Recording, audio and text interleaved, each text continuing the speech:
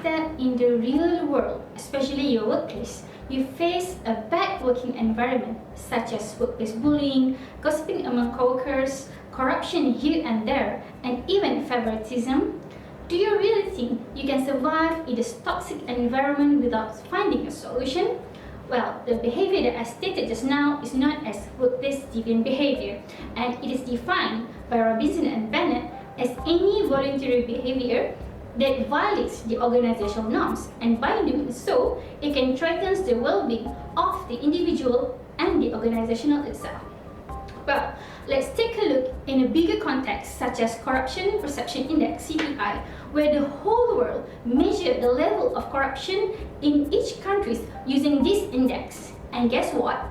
Malaysia ranked 57 in a world rank out of 180 countries with a score of 51%. And the biggest portion of the statistics goes to the organizational context.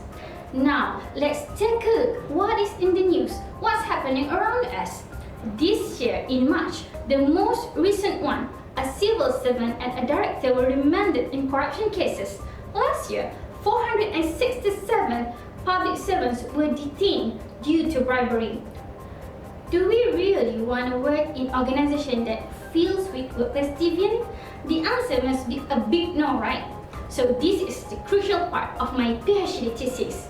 I'm proposing a moderating variable of work engagement in the factors that associated with workplace deviant behavior.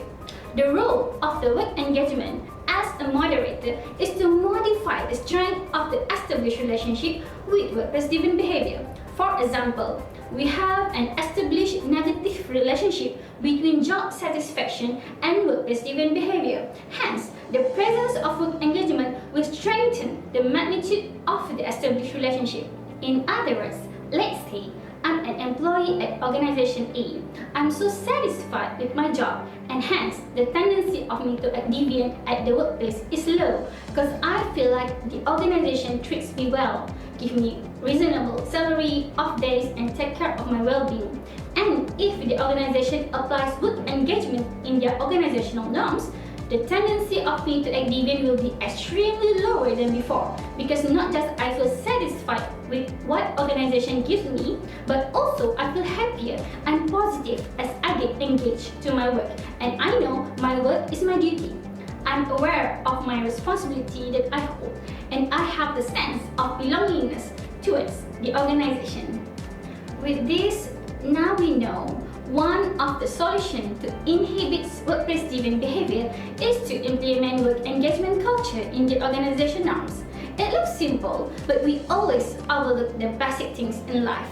Well, back to our topic, engagement is all about the work and the benefits for both the individual and the organization. Thank you.